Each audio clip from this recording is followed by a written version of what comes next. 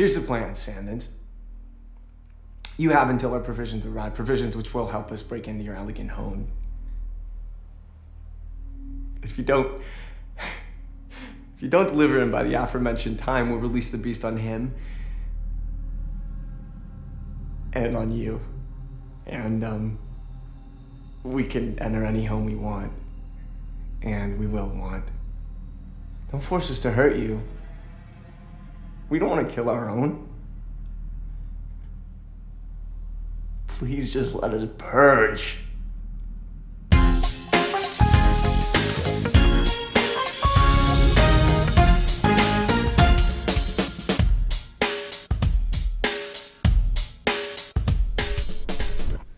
This is an interesting concept. I mean, I personally, if I had 12 hours, I wouldn't be killing nobody. I'd be trying to find the money, but you know. Yeah.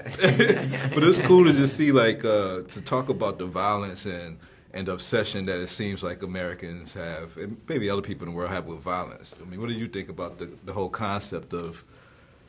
Yeah, what I like about any kind of cool science fiction type story is that it takes you out of your own world and lets you think about the politics of something without worrying about who you're going to vote for, or like if there's some agenda on it. And for me, it's pretty hard to watch this movie and not think about Trayvon Martin, to not think about Sandy Hook, to not think about the way that we relate to what we see on the news or don't relate to what we see on the news, how difficult it is to, we get inundated with all this information and we just have to turn off from it. I don't know, I find that part of the movie really fascinating. I mean, ultimately a good genre movie, if it's not scary, if it's not fun to watch, then nobody's gonna watch it. Right, so it's gotta be that. But through it all, I love it because it makes you think about the politics of it.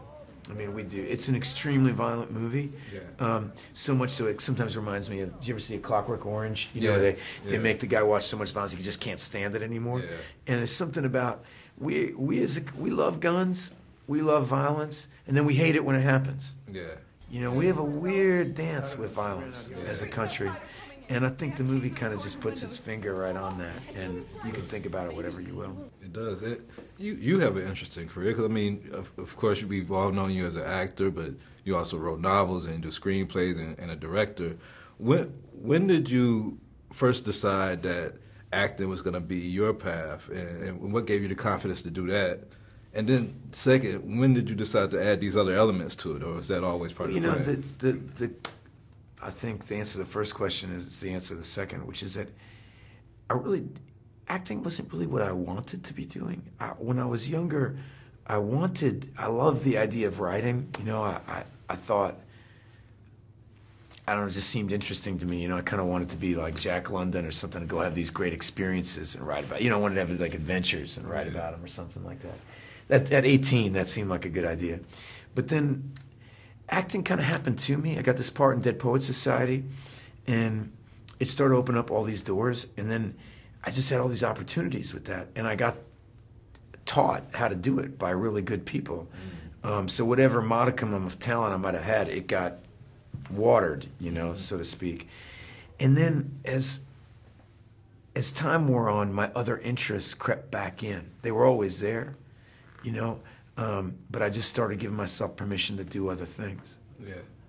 Well, I like the way that you're handling all these weapons. Did you do any weapon training? Well, you know, in this movie that you just, I mean, they talk about our country's obsession with guns and violence. I mean, even I, an actor, like, there's a whole new kind of shotgun that's in this movie. That's, you know, the movie takes place in the future. Yeah. It's so cool. They'd take us out to the firing range. The thing is like, I don't know, it's a sexy gun, you know? Yeah. Well, great seeing you on screen always. I know you got a lot of projects in the works, man. Just keep on doing your thing. We'll keep on watching or reading or I appreciate it. Whatever. I appreciate it. Take care, brother. Yeah.